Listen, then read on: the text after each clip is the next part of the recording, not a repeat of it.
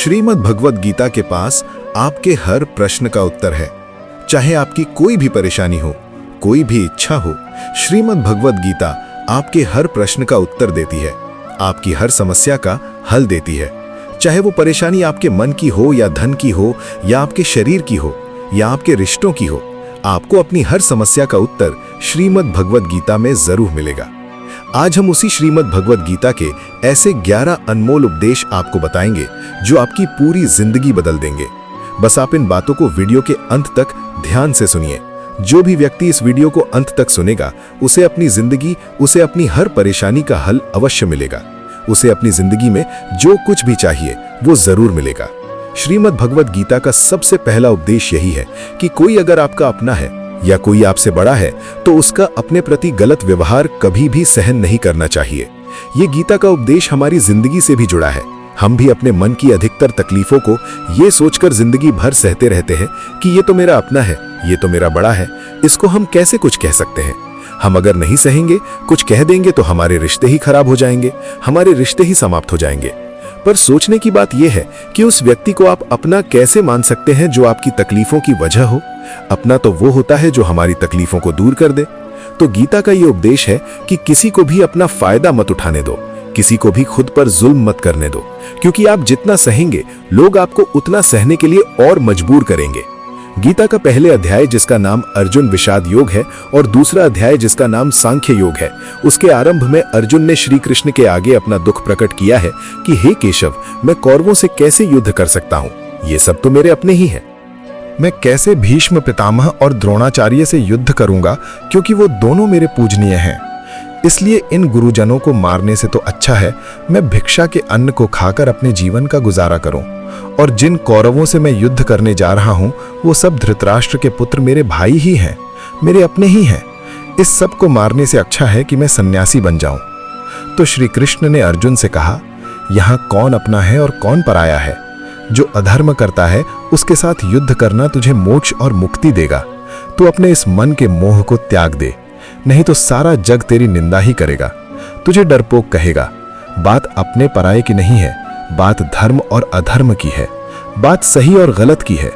अगर तू गलत को सहेगा, उसका अंत नहीं करेगा, तो गलत करने वाले को और बल मिलेगा, वो और भी गलत करेगा। इसलिए मन के मोह को त्याग करके तू युद्ध कर। महाभारत की एक और कहानी भी है। जब अर्जुन के पुत्र अभिमन्यु की युद्ध में मृत्यु हो जाती है, तब अर्जुन बहुत दुखी होता है, रोने लगता है। वो श्री कृष्ण से कहने लगा कि मेरा पुत्र अभिमन्यु मर गया है, मैं ये दुख बिल्कुल भी सहन नहीं कर सकता, मैं भी अपने आप को समाप्त कर लूंगा। फिर भगवान श्री कृष्ण उसे आत्माओं के लोक में लेकर गए, जहां अभिमन्यु आनंद से बैठा हुआ था। क्योंकि उसने क्षत्रियों उचित व्यवहार किया, इसलिए उसे उत्तम पद की प्राप्ति हुई। जब अर्जुन अभिमन्यु के पास रोते रोते पहुंचा, अपने पुत्र को देखकर अर्जुन बहुत प्रसन्न हुआ। उसे गले से लगाकर कहने लगा कि हे पुत्र, तेरे बिना तो मैं जी ही नहीं सकता, मैंने तो अपने जीवन की आशा का ही त्याग कर दिया है। तो अभिमन्यु कहने लगा कि आप कौन हैं? अर्जुन बोला, मैं तेरा पिता हूं, तो मेरा पुत्र है अभिमन्यु। तो अभिमन्यु कहने लगा कि कौन पिता, कौन पुत्र? मेरे हजारों जन्म हुए हैं, किसी जन्म में आप मेरे पिता बनते हैं और किसी जन्म में मैं आपका पिता बनता हूं। आत्मा का ना कोई माता होता है ना कोई पिता होता है। जब अर्जुन ने देखा कि मेरा पुत्र मुझे पहचान भी नहीं रहा, तो उसका सारा मोह खत्म हो गया।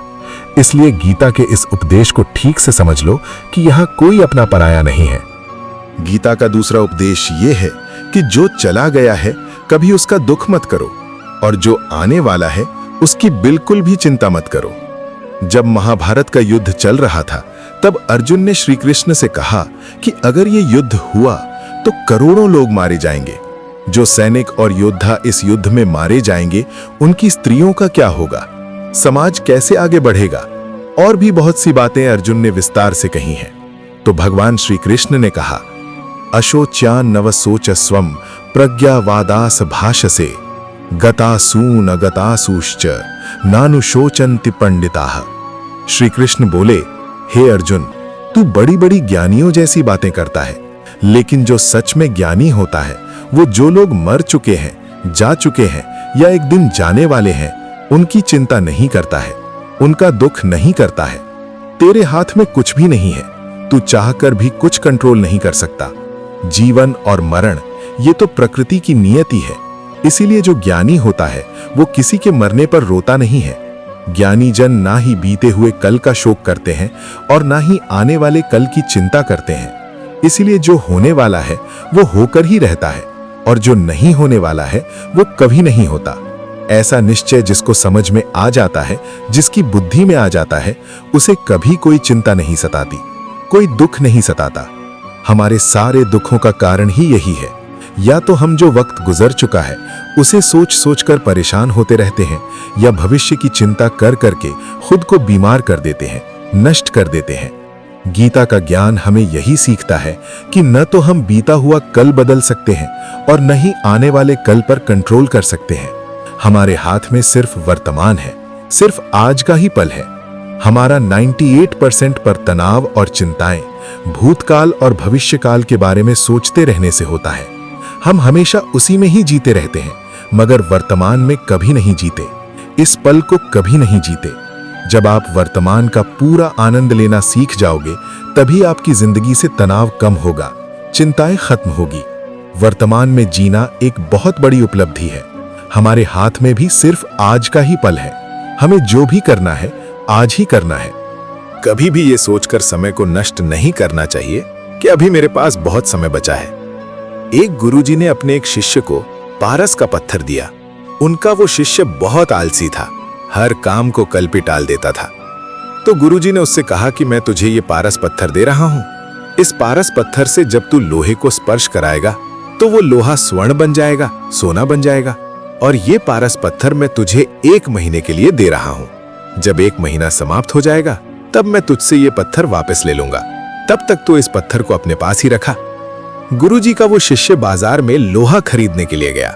जब बाजार में वो लोहा खरीदने पहुंचा तो उसे लोहे का वो रेट बहुत महंगा लगा। उसने कहा थोड़ी दिन रुक के ले लूंगा, जब लोहे का रेट कम हो जाएगा। पर उसकी बुद्धि में ये बिल्कुल नहीं आया कि इस लोहे को मैं सोना बनाकर बहुत अधिक धन बना सकता हूँ।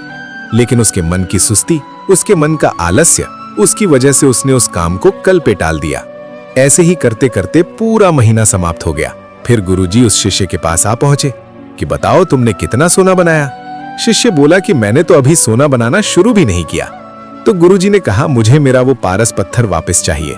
शिष्य बोला कि नहीं, मुझे थोड़ा वक्त दीजिए, मैं थोड़ा सोना बनाना चाहता हूँ। गुरुजी ने कहा ये पारस पत्थर पूरा 1 महीना तेरे पास था, पर तू कुछ नहीं कर पाया, लेकिन अब समय समाप्त हो चुका है। ऐसे ही ये हमारा जीवन है, हमारी जिंदगी है, और ये समय ही पारस पत्थर है। हम समय के एक एक पल से अपने जीवन को सोना बना सकते हैं, लेकिन हमें ये लगता है कि हमारे पास बहुत समय बचा है। एक दिन जिंदगी को जी लेंगे, एक दिन जिंदगी में खुश हो जाएंगे। लेकिन वो दिन कभी नहीं आता और हम जिंदगी भर भागते रहते हैं, चिंता करते रहते हैं, दुखी होते रहते हैं। लेकिन जिंदगी को जीना, खुश रहना हम भूल जाते हैं। इसलिए गीता का ज्ञान हमें ये सिखाता है कि आप आज में जीना सीखो, इस पल में जीना सीखो। गीता का तीसरा उपदेश ये है कि मौत से डरना बिल्कुल व्यर्थ है। श्री कृष्ण ने गीता में कहा है ये संसार मृत्यु लोक है। जिसका भी जन्म हुआ है वो एक दिन जरूर मर जाएगा। जिसका आरंभ हुआ है उसका अंत अवश्य होगा। हम इसे रोक नहीं सकते। जैसे हम रोज कपड़े बदलते हैं, वैसे ही हमारी आत्मा नया शरीर धारण करती है। मृत्यु सिर्फ इस जीवन का एक नया आरंभ है, इस जीवन का अंत नहीं है। आत्मा कभी नहीं मर सकती और ना ही उसे कोई मार सकता है। लेकिन मौत का डर मनुष्य को सबसे ज्यादा लगा रहता है। मौत का दुख भी इंसान को सबसे ज्यादा होता है। एक पेड़ में 2 पक्षियों का जोड़ा रहता था। उन दोनों को एक दूसरे से बहुत प्रेम था। उन्होंने साथ जीने मरने की कस्में खाई थी। एक दिन वहां एक शिकारी आया और उसने एक तीर चलाकर वहां पेड़ पर बैठे मादा पक्षी को मार दिया। तो वो अकेला नर पक्षी रोने लगा कि मैं तुम्हारे बिना कैसे जी पाऊंगा, तुम्हारी जगह मेरी मृत्यु आ जाती, मेरा जीवन तुमको मिल जाता। वो रो रो के बहुत विलाप करने लगा। इतने में ही उस शिकारी ने दूसरा तीर चलाया और उस नर पक्षी को भी मार दिया। वास्तविकता में ये कहानी हमारी ही है। हम भी रोते रहते हैं जब कोई मरता है तो, लेकिन हमें ये नहीं पता कि एक न एक दिन हमारा भी जीवन समाप्त हो जाएगा। हम भी उसी मृत्यु के पेड़ पर ही बैठे हैं। लेकिन शरीर का मिटना हमारा अंत नहीं है। श्री कृष्ण ने अर्जुन से कहा कि हे अर्जुन, तेरे और मेरे अनंत जन्म हुए हैं, तुझे कुछ भी याद नहीं है, लेकिन मुझे सब याद है। जो व्यक्ति इस सत्य को समझ ले कि मैं यहाँ इस संसार में कुछ समय के लिए आया हूँ, उसकी जिंदगी के सारे झगड़े, सारे दुख, सारी चिंताएं ही समाप्त हो जाएंगी। जब इस संसार से जाना ही है तो दुख किस बात का। पहले के जमाने में साधु महात्मा लोग पैदल यात्रा करते थे। यात्रा करते करते वो एक नगर में पहुंचे। वो महात्मा बहुत थक चुके थे। उस नगर में उन्होंने एक महल देखा और उन्होंने उस महल में जाकर विश्राम करने का सोचा। जब उस महल में वहां का राजा पहुंचा तो अपने पलंग पर उस महात्मा को सोता देखकर बहुत हैरान हो गया। राजा उस महात्मा से पूछने लगा कि तुम मेरे महल में कैसे घुस आए और मेरे बिस्तर पर सो रहे हो। महात्मा कहने लगा, ये तुम्हारा महल है, मुझे तो लगा ये धर्मशाला है। तो राजा ने कहा, आपको मेरा महल धर्मशाला कैसे लगा? तो महात्मा ने राजा से प्रश्न किया कि तुमसे पहले इस महल में कौन रहता था? तो वो राजा बोला कि मुझसे पहले मेरे पिता यहाँ पे रहते थे और उससे पहले मेरे दादाजी यहाँ पर रहते थे। तो महात्मा ने फिर से प्रश्न किया कि क्या तुम इस महल में हमेशा रखोगे या तुम्हारे बाद कोई और रहेगा? तो राजा कहने लगा, मेरे बाद मेरा पुत्र इस महल में रहेगा। तो महात्मा राजा से कहने लगे कि जिस जगह पर रहने वाले बार बार बदल जाते हो उसे घर कैसे कह सकते हो? वो तो धर्मशाला ही है। इसलिए तेरे महल को धर्मशाला समझकर मैं इसमें रात बिताने के लिए आ गया। धर्मशाला जान जग को, जीव सब मेहमान है, मोह किससे मत करो, सब स्वप्न का समान है। यदि हम भी इस बात को समझ लें कि हम यहाँ कुछ समय के लिए आए हैं, आनंद करने के लिए आए हैं, खुश रहने के लिए आए हैं, तो हमारे सारे दुखी समाप्त हो जाएं। जब हम अपना मोह यहाँ जमा लेते हैं, अपना दावा यहाँ जमा लेते हैं कि ये मेरा है, इसे मैं छोड़ नहीं सकता, इसके बिना मैं जी नहीं सकता, तो हमारा जीवन दुखों से भर जाता है। इसलिए जीवन में मृत्यु का भय त्याग करके जीवन का प्रतिपल आनंद लेना चाहिए। गीता का चौथा उपदेश, मन और विचारों को कंट्रोल किए बिना जीवन में कभी शांति और सुकून मिलने वाला ही नहीं है। अर्जुन ने श्री कृष्ण से कहा कि मेरा मन सही गलत सब कुछ जानता है, फिर भी मेरे विचार और मेरा मन मुझसे कंट्रोल नहीं होता। मैं जो करना चाहता हूं वो कर नहीं पाता हूं और जो नहीं करना चाहता हूं वो मेरा मन मुझसे जबरदस्ती करवाता है। इसीलिए मैं बेचैन हो गया हूं, मुझे शांति प्राप्त नहीं हो रही। तो श्री कृष्ण ने अर्जुन से कहा, उसके लिए तुझे अपने मन और विचारों से डिटैच होकर अपने मन और विचारों को सही दिशा में ले जाने की प्रैक्टिस करनी होगी, अभ्यास करना होगा। और ये एक दिन का काम नहीं है। जब तक तू अपने मन और विचारों की गुलामी का त्याग नहीं करता, तब तक तुझे जीवन में कभी शांति नहीं मिलेगी। एक राजा था, वो बहुत बेचैन और परेशान रहता था। एक दिन वो अपने गुरुजी के पास गया और उनसे कहने लगा कि मेरा मन बहुत बेचैन है, मैं बहुत परेशान हूं। मैंने पूरे संसार को जीत लिया है, सब कुछ है मेरे पास, पर मैं खुश नहीं हूं। मेरे मन में सुकून नहीं है, शांति नहीं है। तो गुरुजी ने राजा से कहा कि तुम्हारे नगर में अगर कोई ऐसा व्यक्ति है जिसने सुकून को प्राप्त कर लिया है, शांति को प्राप्त कर लिया है, तुम उसका एक बार कुर्ता पहन लो तो तुम्हारे जीवन में भी शांति आ जाएगी। राजा बहुत प्रसन्न हो गया कि ये तो बहुत आसान काम है। वो अपने राजमहल में आया और राजसभा में वो सबसे कहने लगा कि आप लोगों में से जो भी शांत हो चुका हो, जिसे सुकून मिल गया हो, वो अपना कुर्ता मुझे दे दे। वो बदले में जितना भी धन मांगेगा मैं उसे दे दूंगा। सब लोग एक दूसरे का मुंह देखने लगे। पैसों का लालच आया, लेकिन सबको एक दूसरे की सच्चाई पता थी, क्योंकि किसी को जिंदगी में भी शांति और सुकून नहीं था। सभी अपना सर झुकाकर वहां पर खड़े हो गए। फिर उस राजा ने पूरे नगर में ढिंढोरा बंटवा दिया कि जिसे भी शांति प्राप्त हो चुकी हो, सुकून प्राप्त हो चुका हो, वो मेरे पास आकर अपना कुर्ता दे दे। वो जितना कहेगा उसे उतना ही धन दिया जाएगा। लेकिन एक भी व्यक्ति ऐसा नहीं मिला जिसे शांति प्राप्त हो चुकी हो। वास्तविकता में जब कोई मरता है तब हम कहते हैं कि वो फला व्यक्ति आज शांत हो गया। कभी किसी जिंदा इंसान के लिए नहीं सुना कि एक जीता जागता इंसान शांत हो गया है। राजा के सैनिक पूरे शहर में ढूंढते रहे। फिर उन्हें पेड़ के नीचे एक महात्मा तपस्या करता दिखा, जिसके चेहरे पर एक शांति थी, सुकून था। वो सैनिक उस महात्मा के पास आकर पूछने लगे कि क्या आपने शांति प्राप्त कर ली है, सुकून प्राप्त कर लिया है? महात्मा ने कहा, मैं पूरी तरह से शांत हूं, मुझे कोई चिंता नहीं। तो राजा भी बहुत प्रसन्न हो गए कि आखिर वो व्यक्ति मिल ही गया जिसे शांति की प्राप्ति हो चुकी है, इसे सुकून प्राप्त हो चुका है। तो राजा उस महात्मा से कहने लगे कि हे महात्मा, आप कृपया करके अपना कुर्ता मुझे दे दीजिए, बदले में आप जो मांगेंगे मैं आपको दे दूंगा।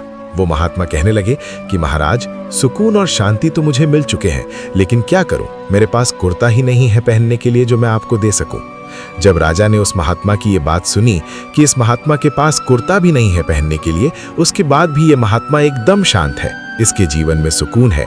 मैं सारी जिंदगी धन को जोड़ने में लगा रहा, दुनिया जीतने में लगा रहा, लेकिन मुझे शांति नहीं मिली, सुकून नहीं मिला, क्योंकि शांति और सुकून बाहर की चीज नहीं है, अपने भीतर की चीज है। इसीलिए जब तक कोई व्यक्ति अपने मन और विचारों को कंट्रोल नहीं करता, तब तक उसके जीवन में सुकून और शांति नहीं आती। और गीता का उपदेश हमें यही सिखाता है कि जीवन में शांति चाहिए तो मन को शांत करना सीखो। गीता का 5वां उपदेश यह है कि वासना, क्रोध और लालच सर्वनाश का कारण है, नरक का द्वार है। जिस भी मनुष्य में ये 3 अवगुण होते हैं, वो हमेशा दूसरों को दुख पहुंचाकर अपने ही सुख और स्वार्थ की पूर्ति करता रहता है। किसी भी चीज की हद से ज्यादा वासना करना और क्रोधी स्वभाव होना और मन में लालच होना उसके जीवन के सुख को समाप्त कर देते हैं, उसके सारे रिश्तों में जहर भर देते हैं। इन्हें नरक का द्वार इसीलिए कहा गया है क्योंकि जिस इंसान में अत्यधिक क्रोध है, लालच है, वासना है, उसका पूरा जीवन जहर से भर जाता है। उसको मरने के बाद नहीं, जीते जी यहीं पर नरक का दर्शन होता है। गीता का 6वां उपदेश ये है कि सब भगवान एक ही हैं, कोई छोटा बड़ा नहीं है। सब एक पर ब्रह्म परमात्मा के अलग अलग रूप और नाम हैं। श्री कृष्ण ने गीता के 10वें अध्याय विभूति योग में बताया है कि जितने भी जगत के देवी देवता हैं, वो सब मेरी ही विभूति हैं। मैं ही शिव हूँ, मैं ही इंद्र हूँ, मैं ही यक्षराज कुबेर भी हूँ, मैं ही अग्निदेव हूँ, देवताओं के गुरु बृहस्पति भी मैं हूँ, समुद्र भी मैं ही हूँ, अक्षरों में ओम भी मैं ही हूँ।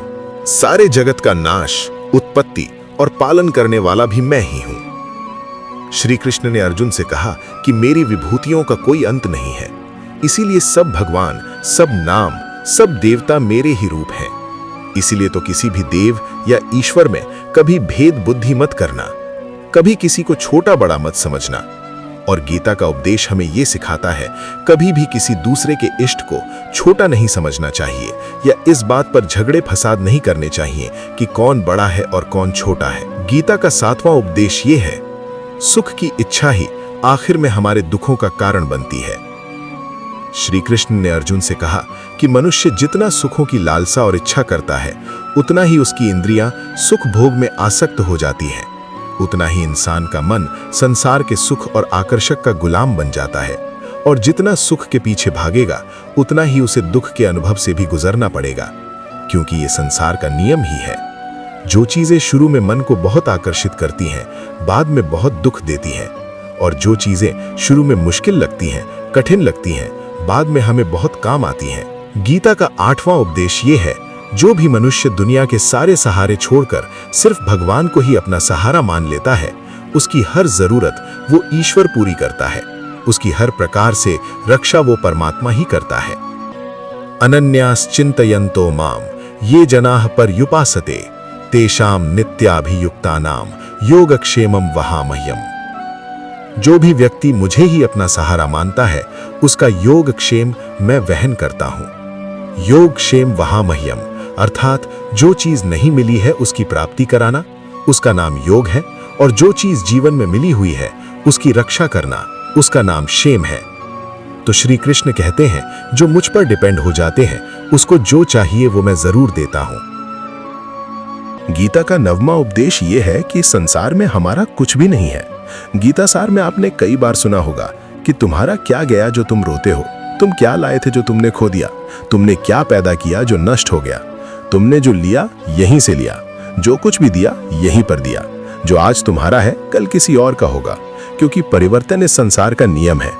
कल तक जिसके बिना आप जी नहीं सकते थे, आज उनसे कोई रिश्ता ही नहीं है, बातचीत तक नहीं है। कहां गए वो जीवन भर के सारे रिश्ते, वो सारे मित्र जो साथ जीने मरने की बातें करते थे? आज पता भी नहीं कि वो लोग कहां चले गए। ये संसार परिवर्तनशील है, सब लोग बदल जाते हैं, हर रिश्ता बदल जाता है। और तो और ये हमारा शरीर भी हर दिन बदल रहा है। बचपन से जवानी, जवानी से बुढ़ापा, और एक दिन ये शरीर हमारा साथ छोड़ देता है। तो किसके लिए रोना और किसकी चिंता करना? हम सारी जिंदगी को बनाने में, सजाने में, संवारने में लगे रहते हैं, लेकिन एक दिन सब कुछ बिखर जाता है। सारी जिंदगी जिस संपत्ति, जिन रिश्तों के लिए हम लड़ते रहते हैं, एक दिन सब कुछ छोड़ करके हमें इस दुनिया से जाना पड़ता है। गीता का 10वां उपदेश हमें यह सिखाता है कि किसी से भी हद से ज्यादा मोह कभी मत करना। श्री कृष्ण ने गीता का पूरा ज्ञान ही अर्जुन के मोह को नष्ट करने के लिए कहा है। ये मोह ही है जो इंसान को सबसे ज्यादा रुलाता है। वो इतना बलवान है कि शेर जैसे इंसान को भी गीदड़ बना देता है। जो अर्जुन युद्ध में देवताओं से भी जीत गया, पर अपने रिश्तेदारों को युद्ध में देखकर उसका हाथ कांपने लगा। वो बोला, हे केशव, मेरे हाथ में धनुष पकड़ने की ताकत भी नहीं बची है, मेरे हाथ कांप रहे हैं, मैं युद्ध नहीं कर पाऊंगा। ये मोह इतना पेनफुल होता है कि जिसकी पीड़ा ना सह पाने के कारण कई लोग अपनी जिंदगी खत्म कर देते हैं, आत्महत्या तक कर लेते हैं कि उस व्यक्ति के बिना हम जी नहीं पाएंगे। जीवन में किसी से हद से ज्यादा मोह करोगे तो जीवन भर पीड़ा का ही सामना करना पड़ेगा। जो व्यक्ति अपने मोह से बाहर नहीं आता, उसका सब कुछ उससे छीन जाता है, उसकी सारी खुशी खत्म हो जाती है। इसीलिए गीता का ज्ञान बार बार यही सिखाता है कि अपने मन के मोह को त्याग करके आप बलवान बनो, बुद्धिमान बनो, सत्य के दर्शन करो कि वास्तविकता क्या है। क्योंकि हमारा मोह हमें हमेशा झूठ ही दिखाता है, झूठ पर ही विश्वास दिलाता है और दिल में झूठी उम्मीदें जगाता है। हम ही मोह कर लेते हैं, हम ही लोगों से उम्मीदें लगा बैठते हैं, पर वास्तविकता बिल्कुल अलग होती है। लोग वैसे नहीं होते जैसे हम मान लेते हैं, जैसा हम समझ लेते हैं, क्योंकि मोह के कारण हमें सच्चाई नहीं दिख पाती, लोगों का असली चेहरा नहीं दिख पाता। इसीलिए गीता का उपदेश हमें ये सिखाता है, जीवन में अगर आनंद और प्रसन्नता से रहना है तो किसी में भी हद से ज्यादा मोह कभी मत करना। गीता का 11वां उपदेश ये है कि इस दुनिया में अगर आए हो तो दुख तो मिलेगा ही मिलेगा, दुख से कभी घबराना मत, दुख से कभी डरना मत। श्री कृष्ण ने गीता में कहा है, ये संसार दुखालय अम है, अशाश्वत है, अर्थात ये संसार दुखों का घर है, जिसे औषधालय में औषधि मिलती है, पुस्तकालय में पुस्तकें मिलती हैं, वैसे इस संसार को भी श्री कृष्ण ने एक नाम दिया है, दुखालय, जहां पर दुख मिलता हो।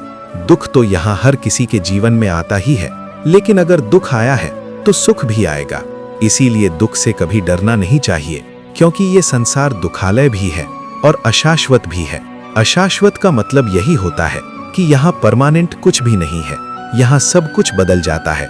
दुख सुख में बदल जाता है और सुख दुख में बदल जाता है, सम्मान अपमान में और अपमान सम्मान में बदल जाता है, खुशी दर्द में और दर्द खुशी में कभी भी बदल जाती है, जीत हार में और हार जीत में। यहाँ कभी भी कुछ भी बदल सकता है, कुछ भी परमानेंट नहीं है, ना ही हम परमानेंट हैं, ना ही हमसे जुड़ी कोई चीज परमानेंट है, क्योंकि ये संसार अशाश्वत है, शाश्वत नहीं है। यहाँ सब कुछ बदलने वाला है, यहाँ कुछ भी परमानेंट नहीं रहेगा, तो आपका दुख भी परमानेंट नहीं रहेगा। इसीलिए दुख से कभी भी डरना नहीं चाहिए। गीता का ये उपदेश हजारों साल पुराना है, लेकिन आज भी नए से नया है। पूरे विश्व में गीता को सबसे ज्यादा पढ़ा गया है और सबसे कम समझा गया है। श्रीमद् भगवद गीता के ये उपदेश अगर कोई व्यक्ति ठीक से समझ ले और उसे अपनी जिंदगी में उतार ले, तो ये पक्की बात है, वो अपनी जिंदगी में जो चाहे वो हासिल कर सकता है। अपने जीवन की हर समस्या से वो एक पल में बाहर आ सकता है। श्रीमद् भगवद गीता के इस दिव्य उपदेश को हमें बार बार सुनना चाहिए, हर रोज सुनना चाहिए। जब भी जीवन में कोई चिंता या परेशानी आए तो एक बार इस उपदेश को जरूर सुन लेना और मन में ये विश्वास रखना कि गीता का ये उपदेश आपकी जिंदगी की हर परेशानी में आपको राह अवश्य दिखाएगा। मेरे प्यारे दोस्तों, वीडियो पूरा देखने के लिए धन्यवाद।